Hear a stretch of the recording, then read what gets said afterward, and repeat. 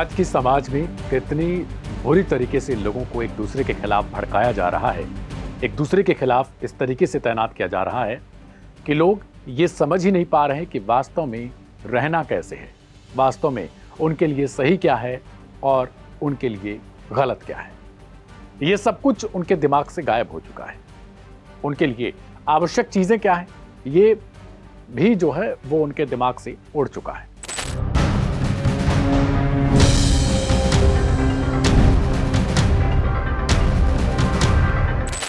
नमस्कार, क्राइम कथा के एक नए एपिसोड के साथ मैं एक बार फिर से हाजिर हूं। मेरा नाम है दिव्यांशु। गाजियाबाद की एक ऐसी ही खबर हम फिर से लेकर आए हैं जो तकरीबन एक हफ्ते पहले सहारनपुर में घटी थी। गाजियाबाद के सिहानी गेट थाना क्षेत्र के लोहिया नगर इलाके में एक गौशाला है। इस गौशाला का नाम है वाके श्रीराम गौशाला और इसके ठीक बगल में एक और गौशाला है श्रीराम गौशाला नाम से, यानी दोनों का लगभग मिलता जुलता नाम है। ये गौशाला एक दूसरे के रिश्तेदार लगने वाले एक ही समुदाय के दो लोगों के हैं। यानी एक कोई व्यक्ति है, उसका ठीक रिलेटिव उसके बगल में वाके श्रीराम नाम से एक गौशाला ओपन कर देता है। तो जो पहला व्यक्ति चला रहा था उसके लिए बड़ी दिक्कत हो जाती है, क्योंकि इसकी आड़ में बहुत कुछ चलता है, यानी फंडिंग की भी प्रोसेस होती है। आजकल की एक दशा दिशा दोनों बन चुकी है कि किसी काम की आड़ में आप कुछ भी करते रहें और आप उसमें केवल किसी एक धर्म का, चाहे वो हिंदू हो चाहे मुस्लिम हो, उसका नाम लेकर उसकी माला जपते रहें। आपके पीछे कोई नहीं लगेगा और हो सकता है कि समुदाय की तरफ से आपको प्रचारित प्रसारित भी किया जाए, यानी सपोर्ट भी किया जाए। छाया शर्मा नाम की एक लड़की है जो श्रीराम गौशाला चलाती है, उसके पिता और वो। इसके ठीक बगल में इसके कोई रिश्तेदार हैं जिन्होंने वाके श्रीराम गौशाला नाम से एक नई गौशाला ओपन कर दी। अब इस गौशाला के कारण इनको दिक्कतें होने लगी। अब इन्होंने सोचा कि किस तरीके से उस गौशाला को भी हड़प लें। इसके लिए इस लड़की ने अपने पिता के साथ और कुछ और लड़के हैं जिनके साथ मिलकर एक प्लानिंग की। इस प्लानिंग के तहत उसने अपने रिश्तेदार वाले गौशाला में एक दिन गौमांस कहकर एक झूठी अफवाह फैलाई। इसके लिए उसने फर्जी सिम खरीदी जो किसी और के नाम पर थी। 4 से 5 लड़कों को इकट्ठा किया।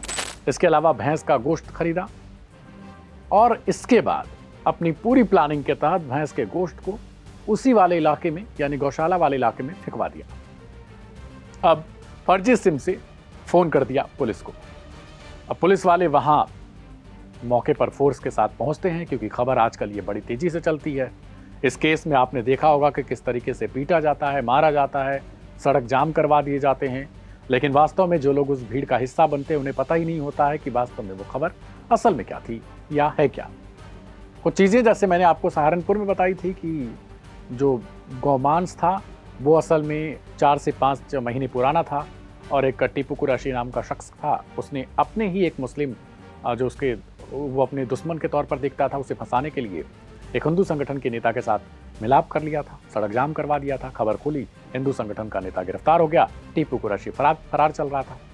अब ऐसी ही घटना जो गाजियाबाद की मैं बता रहा हूँ, इसमें भी 2 हिंदू समुदाय के ही लोग हैं। एक दूसरे को फंसाने के लिए इस तरीके की कोशिशें की गई। जब छाया शर्मा ने ये प्लानिंग की, पुलिस को सूचना भेजी, उसके बाद जैसे ही पुलिस पहुंचती है वहां पर देखती है कि ना तो यहाँ पर खून है, ना तो यहाँ पर कुछ और चीज़ है। आखिर ये गोश्त आया कैसे? तो पुलिस उसके लिए क्या करती है, सबसे पहले उसे यही लग जाता है कि इस मामले में कहीं ना कोई गड़बड़ी जरूर है। या तो सूचना देने वाला गड़बड़ था या फिर ये मांस जो है वो गाय का नहीं है। लैब भेजा जाता है उस मांस को। मांस जब लैब से आता है तो वहां पता चलता है कि ये गौमांस है ही नहीं, ये तो भैंस का मांस है। अब पुलिस के लिए बड़ी चुनौती ये है कि वो सूचना देने वाला कौन था। जब तलाशी अभियान शुरू किया जाता है तो पता चलता है कि इसमें छाया शर्मा नाम की जो लड़की है वो मुख्य किरदार के तौर पर है और उसके पिता। इसके अलावा योगेश चौधरी और शिवम को गिरफ्तार किया जाता है। अब इनसे पूछताछ होती है, तब जाके कहानी खोलती है। दरअसल इन सब ने जो भैंस का मांस है उसे किसी बाजार से खरीदा था। बाजार से खरीद कर ही एक फर्जी सिम भी खरीदा। इस फर्जी सिम के सहारे ही एक कॉल की गई और ये कॉल सीधे पुलिस को की जाती है। पुलिस के आने से पहले ही इस भैंस के मांस को जो है जिस गौशाला को, यानी जिस वाके श्रीराम गौशाला को ये हड़पना चाहते थे, वहाँ पर इसे फेंक दिया।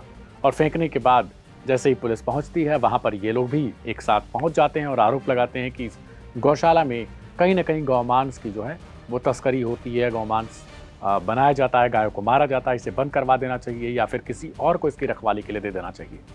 ये सब कुछ प्लानिंग चल रही होती है। पुलिस वाले ये सब कुछ सुन रहे थे और उन्हें ऐसा लगने लगता है कि कहीं ना कहीं इसमें कोई मिलीभगत है।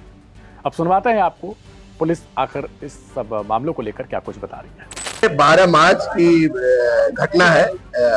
थाना सियानी गेट के लोहिया नगर में एक गौशाला है, उसमें कुछ मांस के टुकड़े मिले थे। बाद में उसमें पुलिस को सूचना दी गई थी कि यहाँ पे गोकशी हुई है। जब प्रारंभिक छानबीन की गई तो पता लगा वहाँ पे जैसे उस मांस को कहीं से ले आके डाला गया हो और किसी को फंसाने की योजना हो, उद्देश्य हो। उसकी जब गहराई से जांच पड़ताल की गई तो उसमें पाया गया कि उसमें 2 गौशालाएं हैं जो अगल बगल में है, उनकी आपस में दुश्मनी चल रही है, झगड़ा चल रहा है। तो दूसरे गौशाला वाले ने षड्यंत्र के तहत 5 लोगों ने मिलकर इसमें बाजार से भैंस का मीट खरीदा और ले आके वहां फैला दिया, ताकि इसमें फिर हंगामा होगा और इसके खिलाफ FIR लिख जाएगी, कार्रवाई हो जाएगी और हमारा फिर धीरे से भाग जाएगा तो इस गौशाला पे हमारा कब्जा हो जाएगा। ये पूरे षड्यंत्र का पर्दाफाश पुलिस ने किया है।